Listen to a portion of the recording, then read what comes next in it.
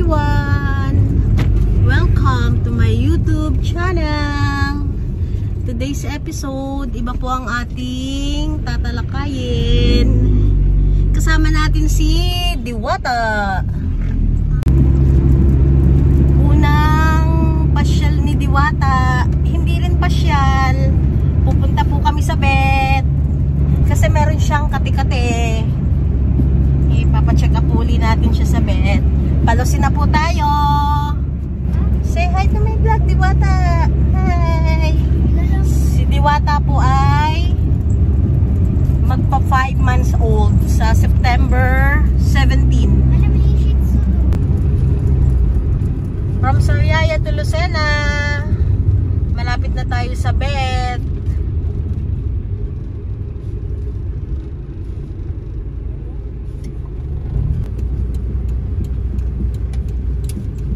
Turn right. Ito na ang bayan mismo ng Lucena. Medyo malapit na tayo sa pupuntahan nating vet.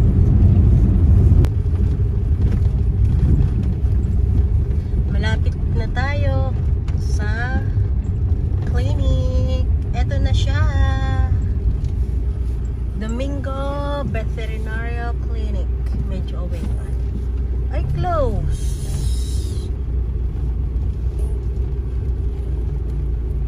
Sorry, we're closed. Notice, no solicitation.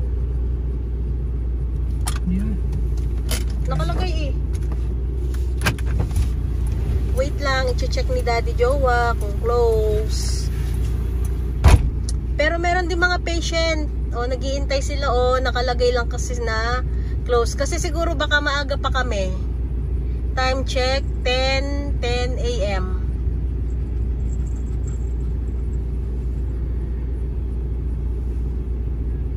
Kami. Diwata. Check na ni Daddy, close or hindi. Kasi Sunday today. Ano, close? Yeah. Hindi daw.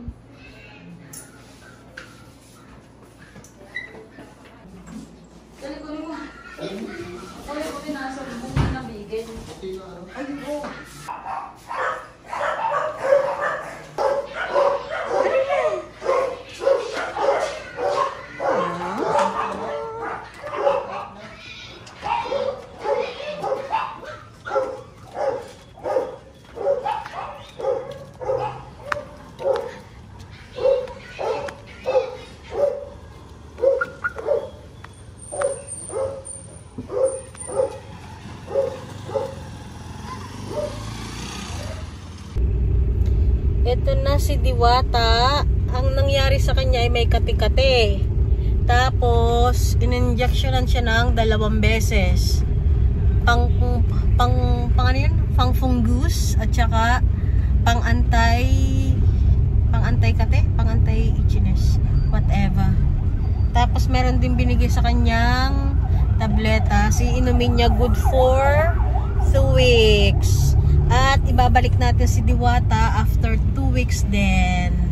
Sa September tayo ay babalik. Diwata, medyo siya ay inaantok. Gawa ng kanyang injection.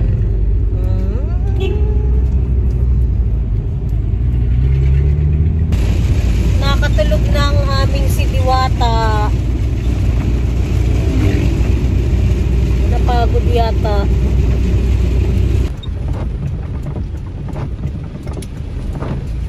Na tayo mga Mars. Umalis kami kaninang may araw at maganda ang panahon. Tapos uuwi kami na ganito ang panahon. Nag-uulan, madilim, medyo mahangin.